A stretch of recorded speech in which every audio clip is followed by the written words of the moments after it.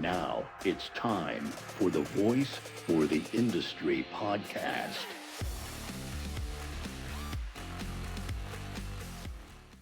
Well, Chris, I got to tell you, I knew that this episode with David Billingsley was going to be a roller coaster of a show, and it really was, and I really had a great time doing it. That was very interesting to hear you two and how you two met. It's a very interesting story, and how he started this program. It's really a good episode. Yeah, he's been around a long time. We've known each other a long time. Good stories, but he brings a lot to the table, and the things he talks about are pretty amazing. And there's some colorful conversation, but nothing inappropriate. So I don't think we need a disclaimer, do you? No, I don't think so.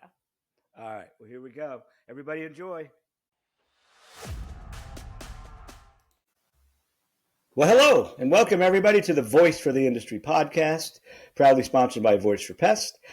We are very honored today to have a guest that I have known for a long time, Mr. David Billingsley. Welcome, David. Hey, glad to be here. Mr. Very formal. I like it. Well, we start off formal, by the end, we're drunken buddies. That's how it works. This is going to go to sideways with our side stories. But anyways, happy to be here, and really appreciate the invite. Yeah, and with the 9 people that are going to watch this aren't going to be offended, and we can edit, so we're good. All right, so I'm going to read your pared down bio. We only have like 30, 40 minutes, so we had to cut half of it out. But I'm kidding. All right, here we go. David Billingsley is the president and founder of the Billingsley Group, a coaching and consulting firm for the service industry that was founded in 2022. With over 33 years of experience in the service industry, which includes 19 years in the pest industry, David is focused on coaching and consulting.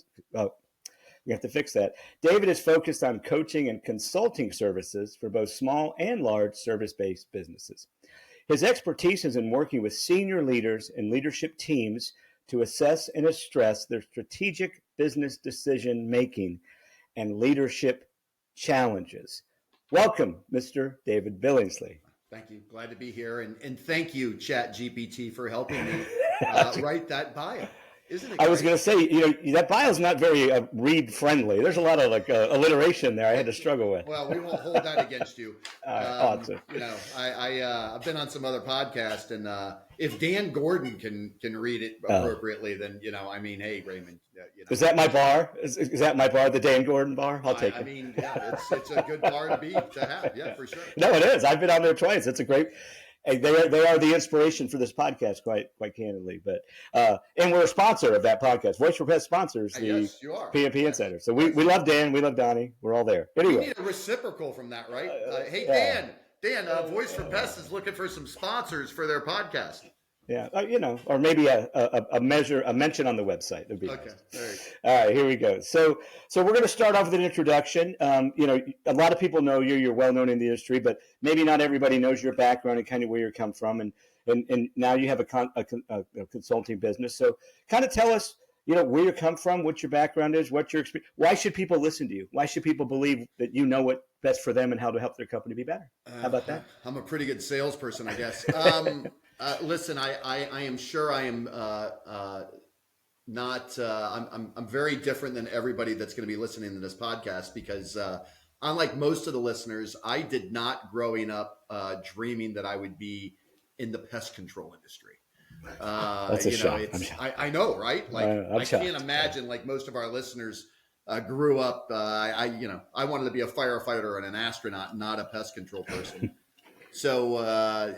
Through a friend of a friend, right? I grew up small beginnings in Florida. I always joke around. It's not a joke though, but I kind of kid around this humble story of mine about growing up in a double wide trailer, and I've got a cousin named Skeeter. Like I really got a cousin named Skeeter. At some point in time, Skeeter's going to have to unearth, and I'm not sure where he is these days. But if Skeeter's still alive and listening, Skeeter.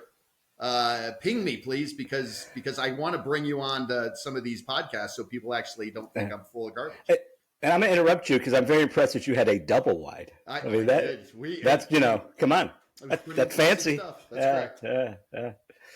But, so I leave Florida and go play some college football in the Shenandoah Valley, Division III, nothing special. I lost my academic ride after my first year. I was dating a junior. She was pretty hot.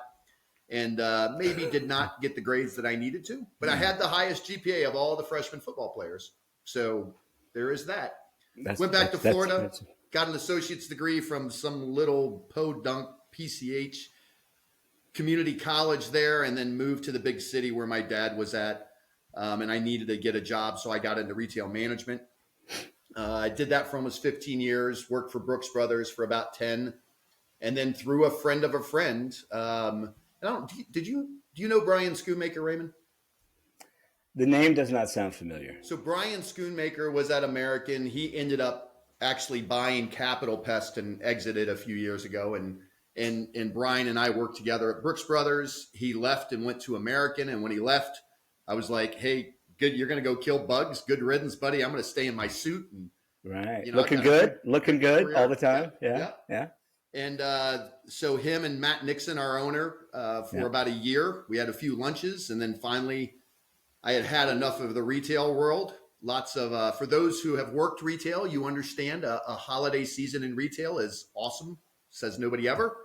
Yeah. And my son was around 6 years old at the time, and I wanted to coach his sports teams.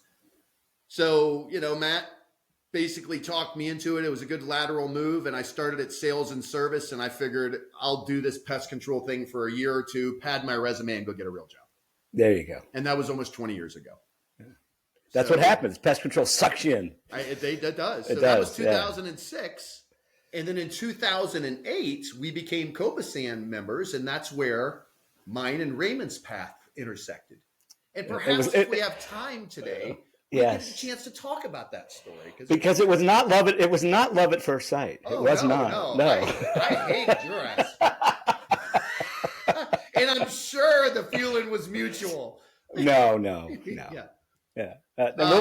We will have to tell that story because it's a story worth telling. It is definitely that. So 10 years, I worked my way up through American, ended up running the operations, ran commercial when we became Copasan members. And then the interesting thing with David is in 2016, this unknown company called Anti-Cemex, right?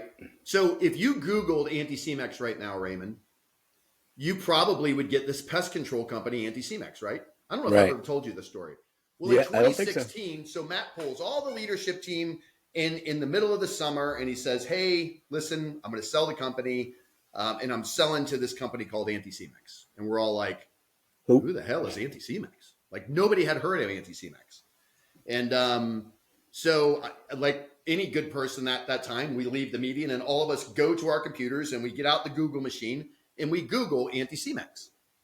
Well, in 2016, if you Googled Anti-Cemex, the pest control company Anti-Cemex did not come up first. The grunge band Anti-Cemex that's funny. Is what came up first. And I'm thinking, oh my God, what is going on here? And by the way, their number one hit in 2016 for the grunge band Anti-Cemex, based out of Stockholm, Sweden, was Ass Rape. Nice. And I'm thinking, no, I have not heard that story because I would remember that story. How are we going to market this? Like our customers are going to Google, we're going to become Anti-Cemex. That's funny. Obviously, that did not happen. Anti-Cemex buys us. A month before that, they bought Stuart Auster's company, Bug Doctor. So they were actually Project Mayflower as the Swedes sailed across the Atlantic. That's funny. And bought Stuart's company. And then they bought American, and I became their first platform president here in the U.S. Had a great run with that. We held on to the American name, grew that business from we about 4 times over grew that business. And I guess I had done a good enough job at the time. My wife and I were recent empty nesters, and they wanted to expand out west. So in the midst of COVID, my wife and I moved out west. We moved to this state called Nevada. So I'm a full-time resident of Las Vegas, Nevada. Is that the way you say it? Because I know there's a lot of hot debate about whether it's Nevada or Nevada. Is it Nevada? It's Nevada. Okay. Yes. Okay. I always say Nevada. No. You will get. I actually got corrected. I know. Multiple times. It's hot. Yeah, okay, Nevada. Got it. Yes. All right, I'm with you. But Nevada, people say, why'd you move to Las Vegas, David? Well, other than it being Las Vegas and it's a fun place to live, Nevada does this really cool thing to income. They don't tax it. Oh, nice. So I knew we probably had some type of impending exit with Anti-Cemex, which is what they did in 2021 when they recapitalized and went to the long haul fund. And that gave me some options. So in 2022, maybe February of 2022, they wanted to redo their strategy out here, and they wanted me to move to California. California does definitely tax income, and a lot, more than some, I think. Yeah, I think more than anybody. Yeah. So I left and started my own consulting firm a few months after that. Took a few months off, and it's been 3 years now, and I haven't looked back. It's been an absolute blast. I mean, listen, Anti-Cemex, I bleed blue. Like, those guys changed my life. What a great experience. And now I'm an entrepreneur, and I get to hang out with cool business owners and do fun shit like this all the time. You're going to beep that out, right? Maybe. Can I say shit? But the F-bomb, I can't say that, right? You can say anything you want, because we have Carissa, who you'll see later, the 8 people that are going to listen or watch this. Yes. You'll meet Carissa later. She has complete control to bleep. You can say anything you want. Perfect. All right. So I can say fuck, and we won't get in trouble for that. You can say fuck, yes. Okay. Awesome. All right. So I get to have fun. I work with people that I want to work with. I get to armchair the hell out of everything. I have no real responsibilities other than to just give owners and operators feedback about their business and help hold them accountable to doing some things. And then, I've got a few other products. I obviously, with Dan and Donnie, I facilitate their peer groups. So we got 5 groups that I work with right now with them. And I love that. We get together a couple times a year, and I get to hang out with cool business owners, and hell, I learn more from those guys than I certainly provide for them, which is awesome. And we got this mid-level management program that we'll talk about probably a little bit later that I'm super passionate about. But this is, if somebody would have told me a decade ago this is what I was doing, I would have been like, sign me up, please. This is a great gig. Right. So it's lots of fun. And I had the pleasure of being a speaker at a recent peer group that you facilitate, and it was very enjoyable. They're a very good group of people, and I think generally people across the industry agree peer groups are so beneficial. I mean, it's just some companies have figured things out, so you don't have to, right? Maybe you might have figured something out that helps somebody else. It's great. Misery loves company, Yeah, that's true. That's true. It's a good way to put it. In most of our groups, it's certainly not misery. It's a lot of best practice sharing. In Pest World this past year, Dan, they interviewed me about the peer groups, and I always joke around. I said, our peer groups are like Fight Club. What's the number 1 rule of Fight Club? Well, you don't talk about Fight Club, right? Number 2, that's right. Talk about Fight Club. So within our peer groups, we do have a level of confidentiality. Everybody signs a non-disclosure.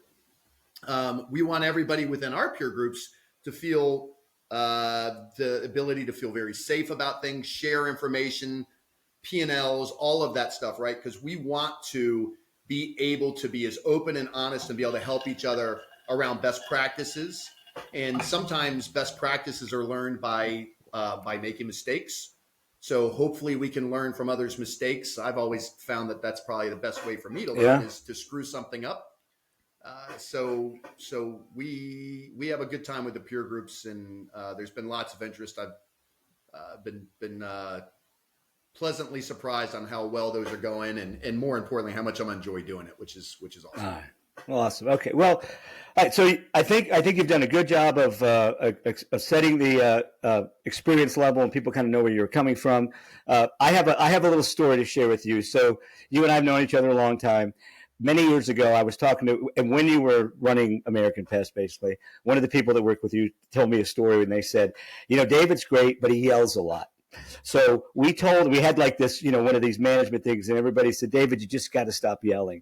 And he did, and he's been great ever since. So congratulations on your personal growth and that you stopped yelling. I thought that was a great story. Yeah. I prefer to think I'm passionate. Yes.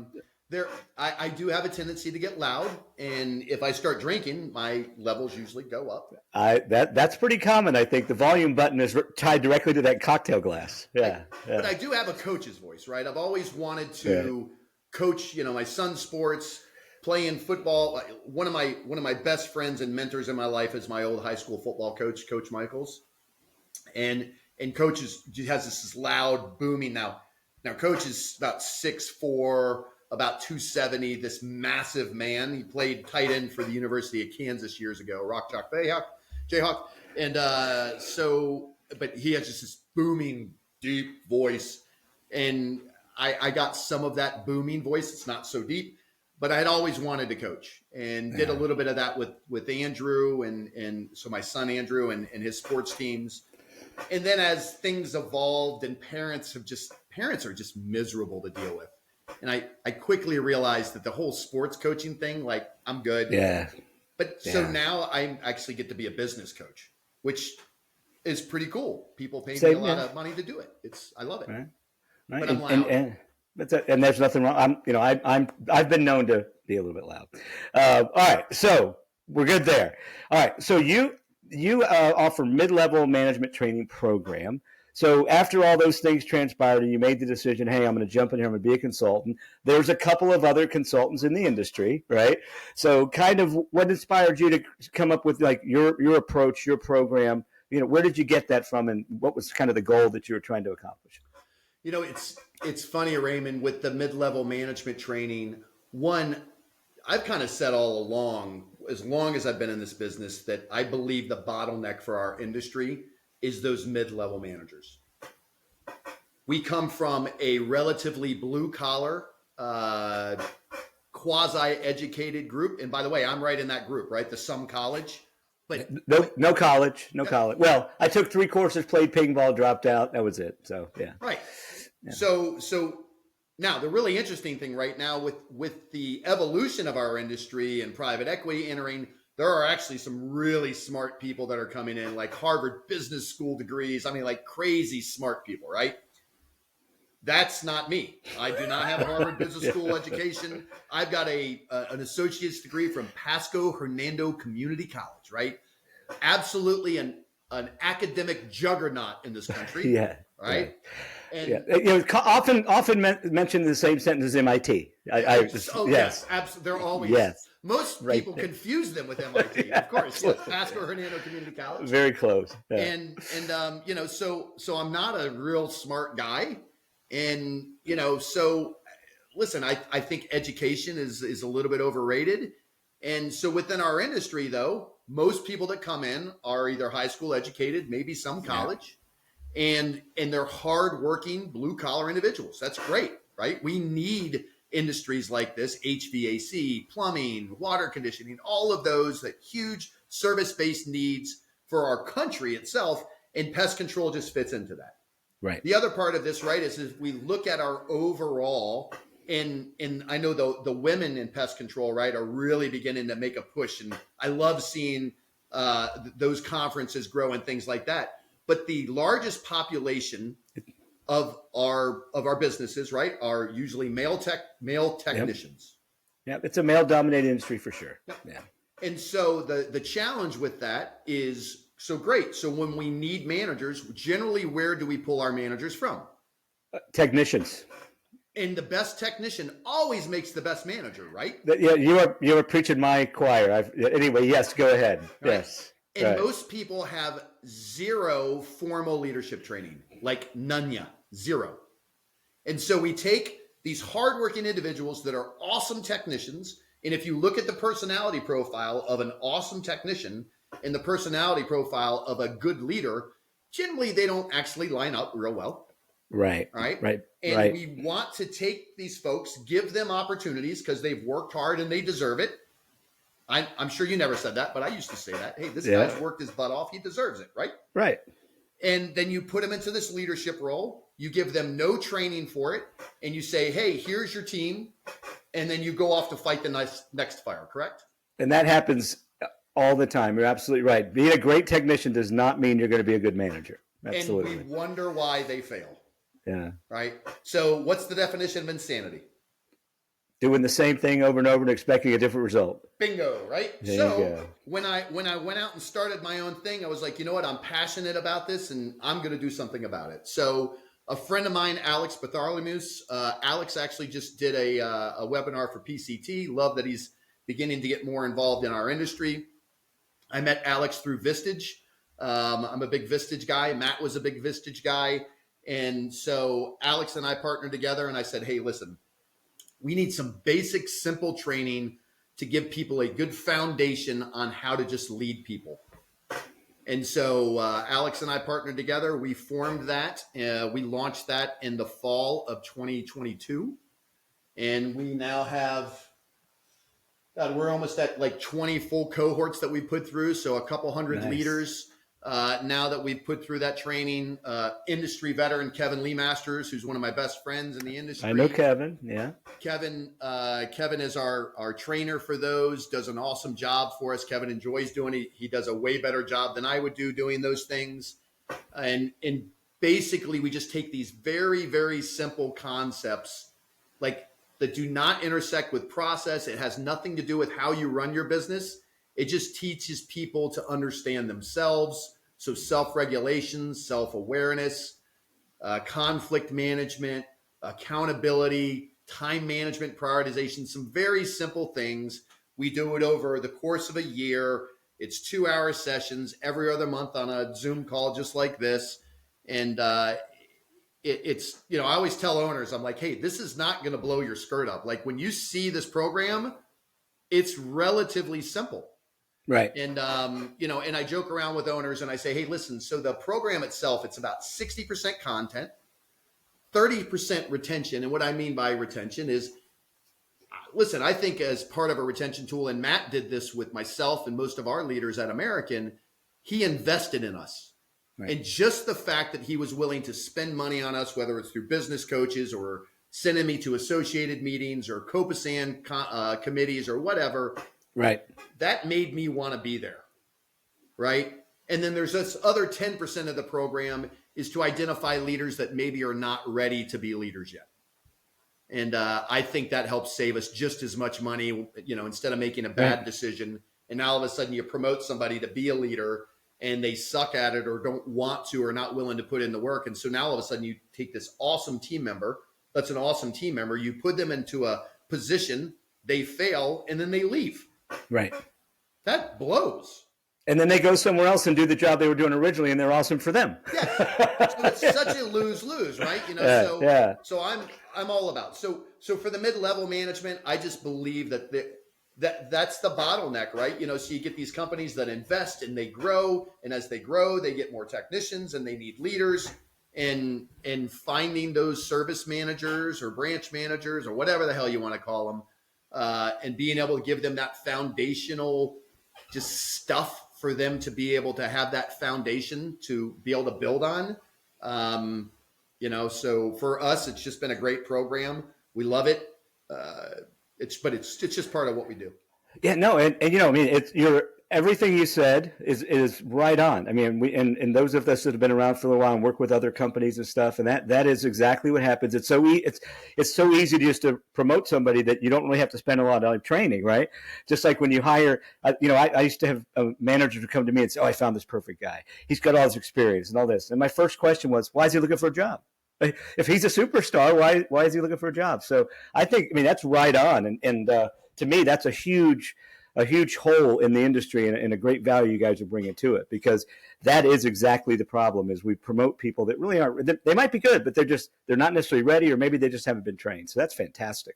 So you're doing this, you're in there, you're teaching them. What are some of the things that you're seeing kind of across the board with your customers that the challenges they're facing today, which are probably different from 5 years ago, 3 years ago with technology and other things. So what are some of those common challenges you guys are seing? You know, so it's interesting. In my client work, I have clientele. Oh, I'm sorry. You have clients. I apologize. I do not have customers. I understand. That I work with. I want everybody to know that they're my clients and my friends. Yes. I meant no detriment to your clients. I apologize. Yes. It is interesting, right? So, 5 peer groups. So we've probably got 50-ish businesses within that. And then, within my client work, depends on the month, 15 to 20, folks in that, so as I'm growing this sphere of influence and folks that I work with, and it just gives me more data points, right? And, so we look at, it is really interesting. one of my old bosses at Anti-CMEX, Brian Alexson, and Brian and I saw eye to eye on a few things. I know Brian. We didn't see eye to eye on a few things. One of them was me moving to California. But Brian would say this. He's, hey, we have this relatively simple business. We sell pest control, we service pest control, and we collect money for said pest control. Yeah. All right. What we do is actually pretty damn simple. However, somehow as genius business leaders, we have a tendency to overcomplicate the hell out of this business. And so you add technology into that, right? And I know we're going to talk about technology and those things. And technology is absolutely wonderful. I think it's transforming our industry. However, it is changing a lot. And so you can have a tendency to bring in lots of different platforms to run your business and overcomplicate it. Yeah. So for me, I think one of the biggest challenges that business owners and leaders are having is the ability to not overcomplicate a very simple business. All right. And it's really interesting in a lot of my client work when I come in and do an initial kind of a SWOT, strengths, weaknesses, opportunities, threats. I come in and I'll do a SWOT analysis on a business. Usually one of my biggest takeaways is, hey, let's eliminate a bunch of these things that are just overcomplicating the business. And you're familiar with the term KISS, right? Keep it simple, stupid. Yep. Right. And so I really pound on that drum a lot around just keeping it as simple as possible. And let's not overcomplicate the business. I'm a big proponent of process audits on an annual basis. All right. So we bring in process to allow us to scale our businesses, right? We bring in process to make it a more professional organization. All right. We bring in process so we can make things duplicatable. So if I get hit by a bus, it's not all in my head. It's actually documented, all of those things, right? Right. So, and then as a business is growing, we add in all these processes. And then next year, because of growth and complexity of the business, we add in more processes, right? What a lot of people actually forget to do is, well, the process that we had in place 3 years ago doesn't necessarily pertain to anything anymore. Right. So it might not be working right now. Yeah. Or we never use it, but it's now all of a sudden, instead of a 2-page process document, 10 years from now, it turns into War and Peace, this thick novel. Yeah. Right? The unabridged version, by the way. Right? So I think one of the biggest things is let's not overcomplicate a relatively simple business. That's probably one of my largest takeaways is let's not overcomplicate things. The other is it's just the fast-paced growth, right? And we'll talk about AI and technology and here in a few minutes, but there's so many different shiny objects out there now that are super cool and that can absolutely make a difference in our business. The challenge is going to be, all right, I roll that out. Things are changing so fast now that 2 years is an eternity for something now. Yes. So how do we know if we implement this now in 6 months, 6 months from now, something gooder comes out, right? And everybody, I know that gooder's not a word, right? He did go to community college, everybody. I did. Come on. Hernando. Come on. And so how do we know? So keeping up with the complexity. So one, keep it simple, right? And then two, with technology, how do we not just get too distracted from the shiny objects? So I think that's important for us to be able to keep in mind. And then the other, as leaders, it is really interesting is accountability within leadership in businesses. It is really remarkable if you go into a room of 100 leaders, how many people actually do not like confrontation. All right. I equate it to firefighters. And one of my clients is a fire captain. I always said he's a fire chief, but he's a fire captain. And firefighters are a different breed. Where most people, if the house is on fire, they run away from the fire. Yep. Right? Firefighters instinctually run to the danger. Right. It's the very similar thing around running a business and accountability and confrontation. There are very few people within a room of 100. If I have more than 10 people raise their hands hey, who enjoys actually firing people? Who enjoys confrontation? Who enjoys running towards that? very few people do. So consequently, within an organization, accountability usually is not real high in most organizations. And so consequently, when accountability isn't quite at the levels it needs to be at, it causes all kinds of different havoc within the organization around having, the wrong people in the wrong seats on the bus. People hang around for too long. Consequently, they make too much money. So there's so many different avenues that accountability can interrupt a business, but those would probably be my top three. Yeah, we have not talked about what you do in depth, but I got to say, like, everything you're saying is exactly right as far as I'm concerned, and who else cares what anybody else thinks as long as you and I agree. You're a right-thinking American, right? Well, we don't, three classes a half a semester. We got this. But anyway, when you talk about accountability, it's so funny because there really is a fundamental lack of it, and to me, one of the biggest negative impacts is it's the people that don't need the accountability. Every company has these high-performing individuals that are kind of just high-performing because that's who they are. And they're in there and they're passionate about your company and they're working hard and they're surrounded by mediocre people that are not being held accountable. And it makes their life so much harder that you end up either those super great employees end up becoming lackluster because they figure, why should I bother? Or they go somewhere else. So to me, you're right. All the things about accountability for the individuals that need to be held accountable are vital, but also the impact it has on the people that are already performing well. It just drives them crazy and it drives them away. So I'm 100% with you. And in the process thing, what we used to do is every once a year, like you said, we'd like just get a big dry erase board and put everything on the wall and say, okay, does it make sense to the way we're doing it now? Right? Let's connect the dots. So that's fantastic. That's the way we've always done it, right? So right, yeah.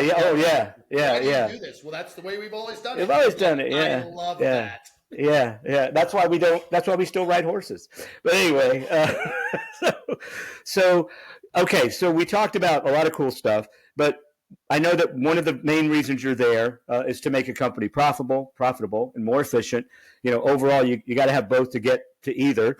So, what are some of the things that you're doing in trying to working with companies to help drive profitability, increase efficiency, and just make their company better? Obviously, you've talked about accountability and things like that. What are some of the other things you're doing?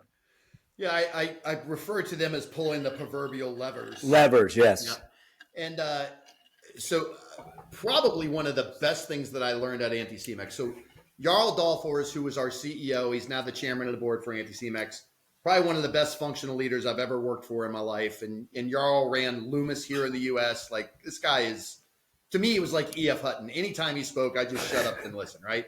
I'm looking around like, how the hell am I actually sitting at a bar with this guy? Like, I'm going to interrupt you because I work with a lot of younger people, and I could tell you probably half the people out there don't know who E.F. Hutton is. So if you Google E.F. Hutton, it was a commercial like 80s, 90s, and it was an investment firm. And there would be a group of people in a place, and there would be two guys talking and they would say, well, my broker's E.F. Hutton. And E.F. Hutton says, and then what would happen? Everybody would stop. Everybody listen, right? Right. So that's who E.F. Hutton is. If you Google it, you'll find the commercial on YouTube. Very good. But anyway, the only reason I did that is because I make those kind of references, and the 30-year-olds I work with are like, "What are you talking about?" Yeah. Like, I had a meeting. Go ahead. Marissa, this is a beeping opportunity for you. God, I'm old as fuck. Yeah. There you go, bleep. Well, speaking of that, the other day I was in a meeting with Carissa. And two other 30-year-old people, and I mentioned, and my boss Tom, and I hadn't shaved, and I said, "Oh, I'm sporting the Don Johnson look, right?" They have no idea who Don Johnson is, so I'm constantly reminded of that. I'm at a different level of we'll just call social development. But anyway, I think it's seniority. Yeah, I'm old. Yes. Well, let's put it in common terms. I'm an old fucker. All right, go ahead. Old AF. There you go. That's it. All right. Sorry to interrupt. Go ahead. So anyways, back to Jarl. So whenever you would see Jarl would always ask you what you're doing about pricing. Like, relentless. Right. And so we really started to get fixated and more sophisticated around our pricing model, around increasing our book prices on a regular basis, as well as doing price increases to existing customers. This was not a real popular thing pre-COVID. Right.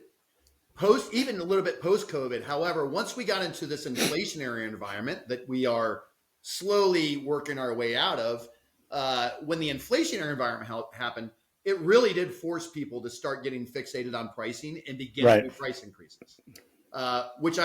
If the silver lining out of that is more people started to do price increases, then, bravo for the inflationary environment. But pricing is just, it's so impactful to a business. Our prices are going up on a regular basis. Now, the caveat to that, and I had some managers that would very much push back. Ben Snyder was one of our branch managers, and Ben is not a yes man. I always appreciated about that with Ben, and Ben's now with Viking. He's a VP of something, sales or something, and he's doing great. I'm really proud of Ben. But he would say, well, David, listen, if we're going to keep increasing prices every single year, I mean, our service is not up to par. And so I think for an organization, it's a little bit of this push and pull, right? Where, hey, we're going to continue to push up prices. So by the way, service delivery, we got to be on our game. Like, we've got to make sure we are delivering a serious value. Ultimately, what y'all used to always push on around pricing is it's a value-based thing. So as an industry, though, here in the United States, if anybody has ever priced out pest control, we always say, okay, so how much time is that going to take us? And how much material is that going to take us, right? We are a time and material type of business. Yep. And so ultimately, I think that has done us a significant injustice because we are not thinking about the value-based. Now, you're going to sit at a pest control company and people will be like, well, I wouldn't pay that much money for pest control. And what I started to learn and what I started to say around the table was, that's fine because you're not our ideal customer. Right.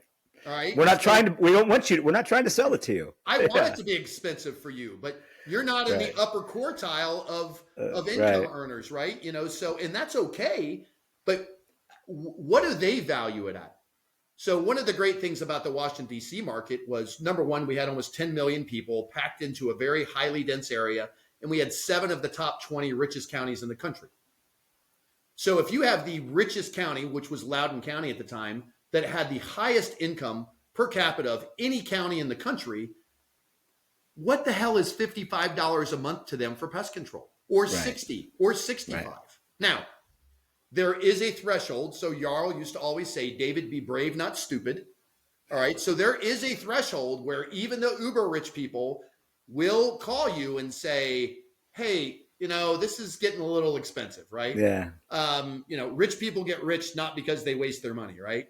Correct. However, they do like convenience. So I think if you're going after the right segment of customers, which most of us in this industry do, most of the people that are probably going to listen to this podcast are, then from pricing's super significant, all right, around really gaining traction within your business. So, and by the way, I am a proponent of annual price increases on your anniversary date.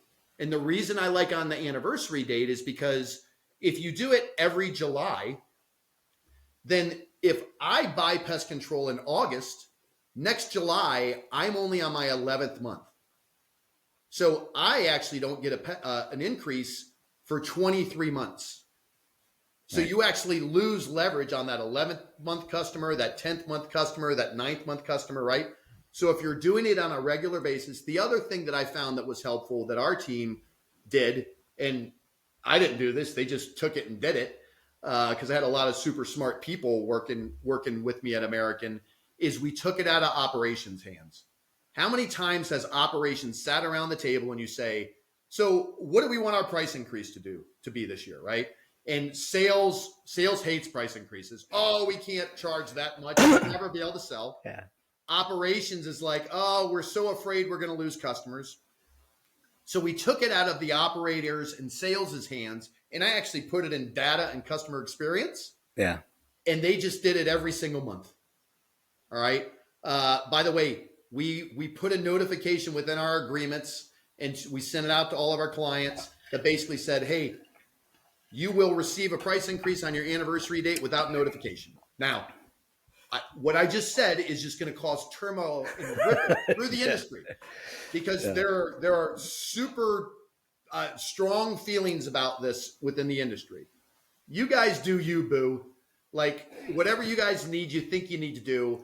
I don't think there's a right or wrong answer to this, but in the end, the only hill I want to get on and die on is price increases. And you're the guest on this podcast, so you spread your gospel, my friend. Right. Yeah. So price increases super helpful. Routing and efficiency super helpful, and I think technology is beginning to help us with that. Whether your field routes or PestPack or some other platform, Clipboard, or some other new ones that are coming out.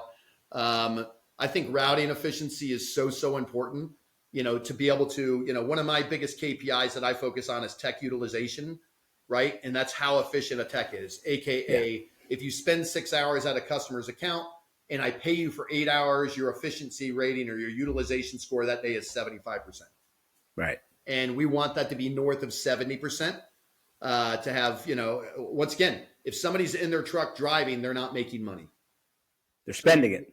You got it. We want them in front of clients making money at our existing accounts. So pricing. So we talk about technician or we talk about route efficiency. I think super important. Yep. So almost 2 years ago, I did a webinar for PCT around explosive growth and profitability.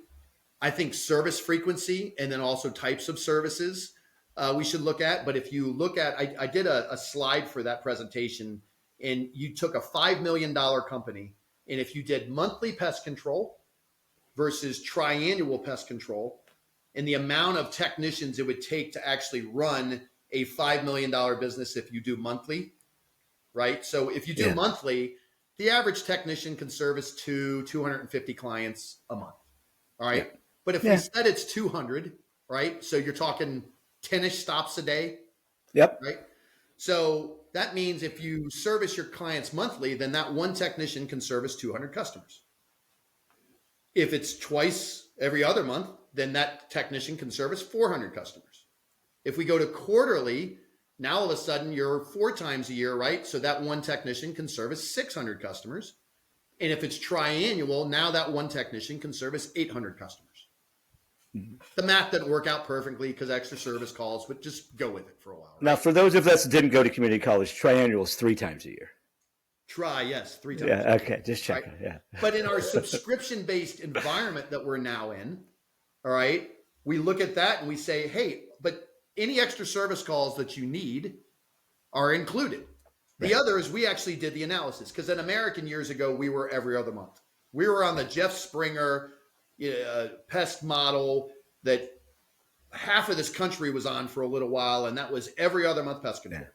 Yeah. And so the challenge with that is because I can only service 400 customers, now all of a sudden I need a specific amount of technicians, right? And I don't remember the exacts on the slide, but basically a $5 million business that's monthly needs like 40 plus technicians. 40. Got it. All right. If you go to triannual, that same $5 million business needs like 8 techs. Wow. All right. And what's one of the hardest things we do in our industry to do?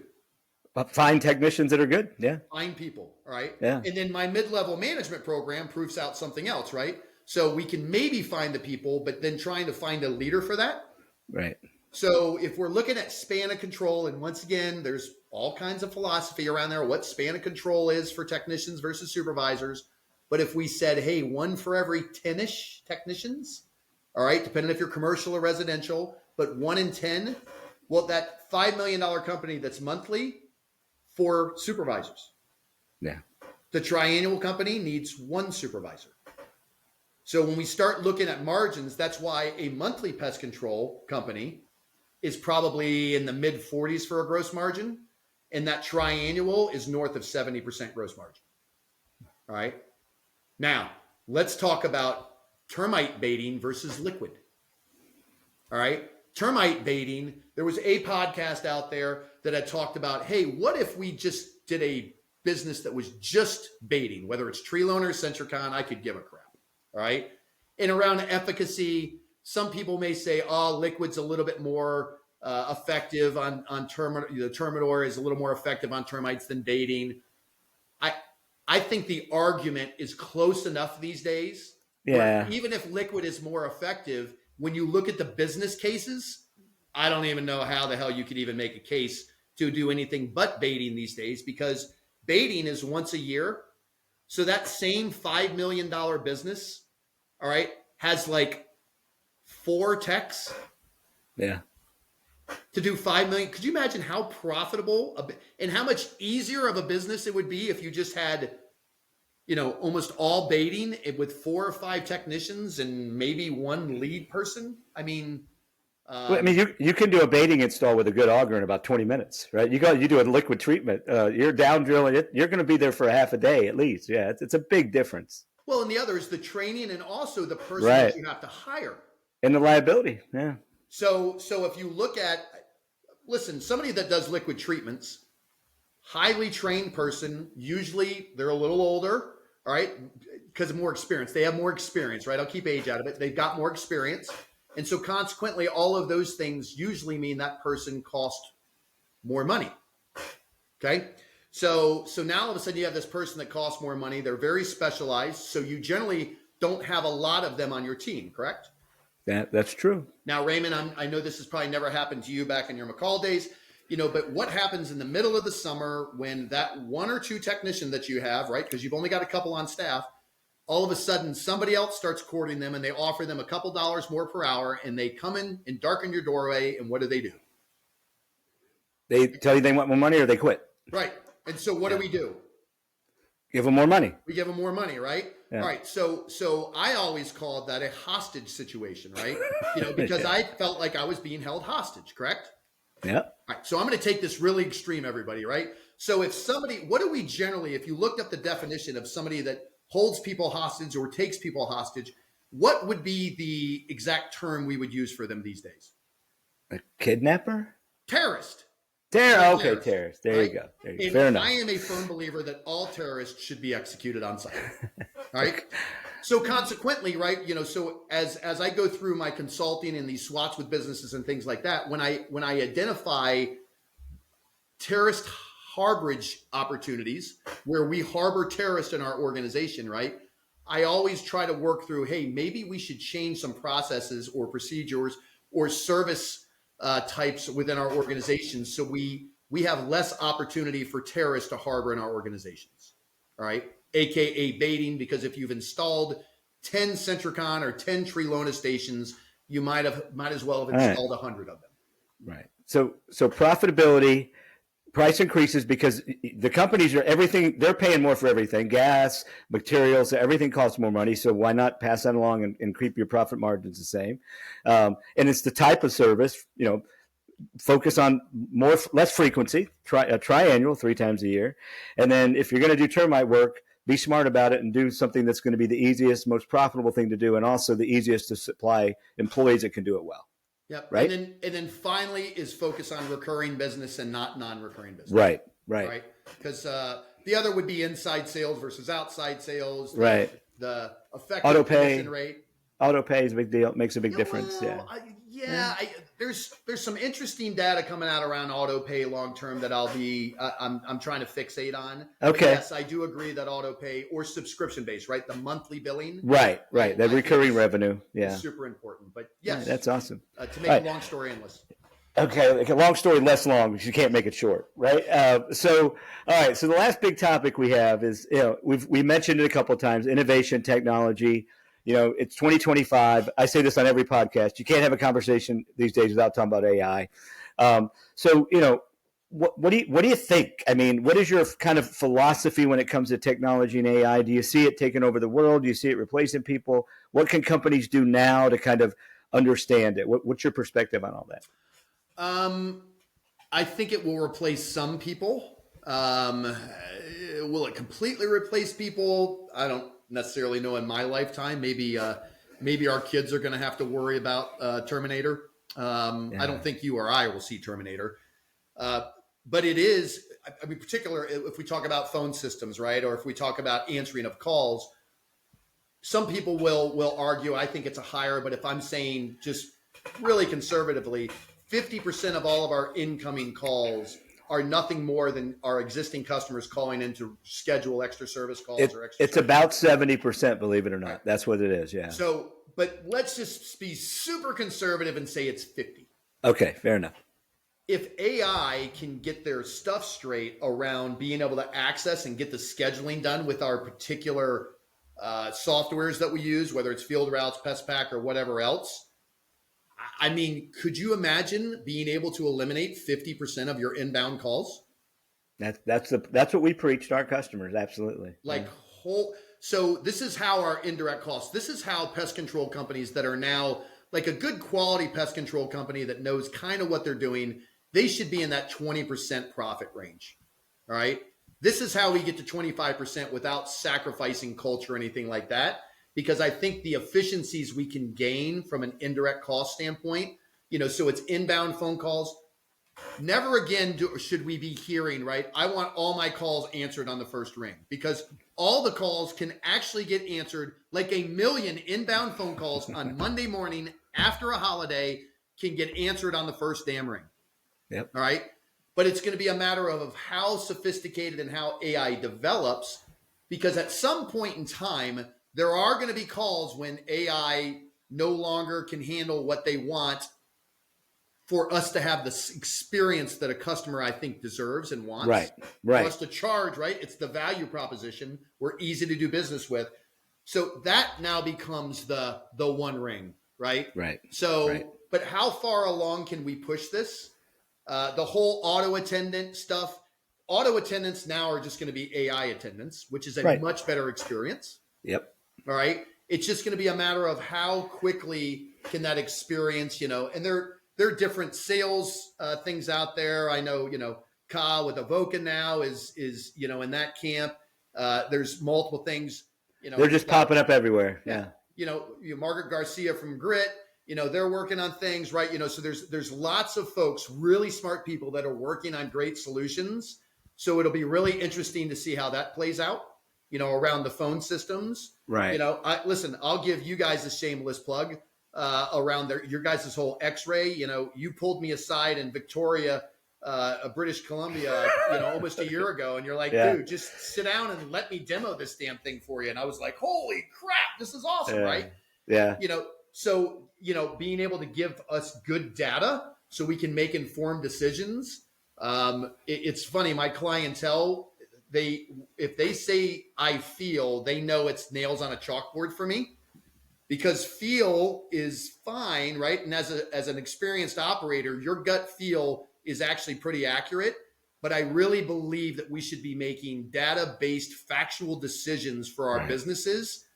Let feel be able to back that up, that, oh, yes. The data says this is good. I feel like it's good. If it walks like a duck and it quacks like a duck, chances are it's a duck. It's a duck. Right. No matter how big the duck is. Yeah. That's correct. So I think data is getting really good. Once again, the days of like trying to listen to calls, those are over. Yeah. So nobody ever did it anyway, really. Never got done. Anyway. I would agree. So we're able to take that, and then who knows where this goes. Yeah. I kind of feel like, to me, you have a generational thing where the younger people they're growing up with this, and they're not going to have very many problems with AI and stuff. But I think it's, as long as you make it easy for the people that don't want to use it to jump over to a person, I think you're fine, right? It's where you get caught if somebody doesn't want to deal with AI, an agent, an AI bot or something, and they're just kind of stuck, and I'm sitting there. This happened to me. I'm screaming at my phone, representative, operator, operator. I want a human being, for God's sake. If you make it easy for people old like me, that don't want to deal with that sometimes. But I will tell you, I mean, I've had experiences with AI. My credit union, it was amazing. I go in there and I could just do stuff so fast. So I agree with you. It's about how the companies use it. But it's coming, and it doesn't necessarily have to replace people, but I think it's certainly going to allow your people to be a lot more efficient and do more bigger and powerful things. All right. Well, we're almost to the end of our time, but I do want you to tell the story of our hatred that when we first met together, and when we first met, and kind of how that all evolved, because I think it's a great story, and I think you can tell it. And I'll jump in, but you can tell it better than I can. Yeah, you can correct me when I'm wrong here. There you go. I'll point out the truth. Yeah. So for those of you that know Copasan back in the day, Copasan was basically this group of regional companies that got together. They banded together to be able to service national accounts because they were tired of losing their local Starbucks accounts to Terminex and Orkin and all that stuff. So that was the formation of Copasan. As Copasan began to grow, it was also a great best practice sharing for all of the members. And Raymond, I think back in 2008 when we were joined, they were 60 or 70 partners within Copasan.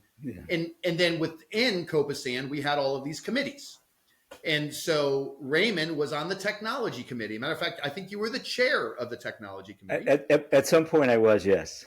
I started out in the sales committee and then worked my way over to the development committee, which was more of the operations. And, that's where the honey badger was born and the good for you phrase. And some of you know the inside joke on that. But anyway, so Raymond, when he was doing some of these meetings, he liked to stay at the Embassy Suites. And Raymond, why did you like to stay at the Embassy Suites? Let me put, when you're involved in the leadership of a committee, it's your responsibility to represent the best interests of the group. And our group like to have a good time. So if those of you that know about Embassy Suites, they have a manager's reception, which is basically free alcohol and snacks for 2 hours. So when we would have our meetings, because the way it would work is a local one of the partners would host one meeting like in their local area. Like I was in Jacksonville, Florida, so I would host a meeting in Jacksonville, Florida. So we would try to have these meetings at Embassy Suites because we figured, hey, we work hard, we have this great meeting, night times are for fun. Why not get fueled up for free for 2 hours in the hotel before we go out and take over the world? So we always tried to stay at Embassy Suites, and that's why. And they were very nice rooms, by the way. They are great. Very nice. I've actually had microwave, love it. Yeah. So what Raymond didn't know is that American, we were a bit of control freaks. And so if we actually hosted a meeting, which we were hosting this meeting that Raymond was running, we like to be in control of things because we also like to have a good time. Talk about your terrorists. Show everybody a good time, right? So I said, hey, we're going to do the meeting at this local Sheraton, which was very close to our office. It was around restaurant areas because I don't know, I'm the local guy and maybe I know the area better than some Florida cracker that's down in Florida. By the way, I'm from Florida. I can call this a Florida cracker. I know that can be derogatory to some people. No. You can. You're good. So Raymond wanted to stay out near BWI Airport, which is this just bustling, amazing area that is just awesome to stay at. Everybody, it's not. All right. The hotel was nice, but that was all that was there. So there was some back and forth. I actually think I ended up calling somebody at McCall. Did I call Al? I think I called Al up. And you called somebody and complained about me. I'm like, who is this douchebag that is trying to like bamboozle this meeting? Like, we got the meeting. Tell him to stand down. And so that was mine and Raymond's first interaction. But okay, so here's my side of it. So first of all, I was on the technology advancement committee. David had nothing to do with that committee. He was not involved in it. But he was the big guy at American, and American was hosting it. So there's that. So here's the funniest part of this whole story. So we did stay at the Sheraton, and we were because we didn't have the manager's reception, we created our own. So there's like 15 of us, 20. We're sitting out in the evening. We're all staying at this hotel. We're sitting outside, like they had some picnic tables. We had a cooler. We had some drinks. We're having fun. The manager comes out and he is livid. He's furious because we're not in the bar spending money at the bar. And he comes out and this guy says he's going to call the police if we don't stop, partying on the property. And we're like, dude, we're all guests. You got like 20 rooms here, So they banned Copasan from that hotel. Yeah. So if you just let us stay at Embassy Suites, you guys, American could still have meetings at the Sheraton. I actually forgot that we did get banned from the Sheraton. You got banned. You did. So, all right. Well, wow, this has been amazing. What a conversation. So now we're going to do our little thing at the end. Carissa, come on back. And we're going to have fun. So I think today what we're going to do is we're going to do a fun question. And, I kind of smiled a little bit when you talked about a duck. And I think I even said something like, no matter how big the duck is.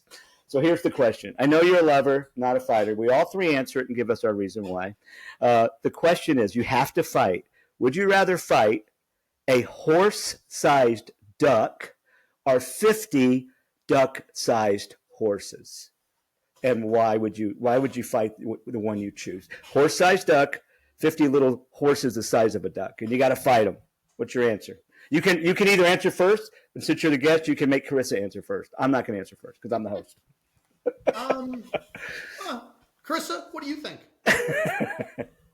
I know what my answer is, but I'm just so interested to hear yours. Yeah. I would say 50 small What is it? Duck size? It's duck-sized horses. So you got 50 horses this big. Yeah. And you have to now they're all coming at you at once. I'm going to stick with All that. right. So what's your no weapons? So what's your plan? How do you take them out? Kicking them? Yeah. Kick them? Yeah. Use my soccer skills, I guess. Yeah, that's right. She was a college soccer player. So you're just punting these little horses through the air, smacking them into trees, elbowing them. Because, horses can bite, they can kick, they can jump, pretty strong. Yeah, that's why I don't want a big one. No. No, so you go for the little horses and not the big duck size, the horse sized duck. All right, Mr. Billingsley? I'm going to go with the one duck that's the size of a horse. Number one, horses can kick the hell out of you. So yes, horses can be mean. They bite. Now they'll be kicking the hell out of your shins. But if you've ever been kicked in the shins, Carissa, you played soccer. You'll tear up a little bit. Could you imagine having 50 horses kick you in the shins? That'd be one. But once they take you down, it's over. You got 50 horses chomping on you. Once you're down on the ground, it's gone. It's game over. Yeah. So one, I'm not worried about the duck kicking me. All right. So. No, but you got to remember that big old web pulp thing is going to be pretty big. Yeah. So I've always been kind of a pretty quick guy. So I think I would just quickly get to the back of the duck, and then I'd jump on that sumbitch's neck. He's got a big long neck, and then I'd get him in a chokehold, and I'd just choke that. Take him out. Yep, and he'd be done because he can't get to me back once I'm on him and on the back, and he's got that long neck. Just like crush that duck esophagus. So I'm going to go with the one duck that's the size of a horse. That neck is going to be pretty, and I guess that would work. But if near water, he dives in like an alligator and takes you down. Listen, if water's a whole different thing, right? I'm thinking. All right, there's no water. We'll say no water. If there's no water, fair enough. Then I'll take the horses because the horses are in the water. There you go. All right. So I don't think I need to answer. No, I will answer. So when I thought of this, what scares me about the big duck is the bill. I mean, all it's got to do is get you once with that bill. I mean, and it's you're going to be hurt. So I think I would rather take my chances with the horse-sized duck. I feel like with you, I'm not sure I would try the vault on its back and all that, but I think I'd have a better chance of getting, coming out the winning end, fighting one big duck. Because those 50 little horses scare me. Horses are tough, and I think once I'm down, it's over. They're just going to chomp me and bite me and stomp me and whinny all over me. Yeah. So I think we're right. Carissa's wrong. Carissa's going to die really quickly, and then we got a fighting chance. So not quickly. You're going to die, but it's going to be pretty painful once they get you on the ground. So, but hey, I wish you the best. So do I, Carissa. All right. Good luck. All right.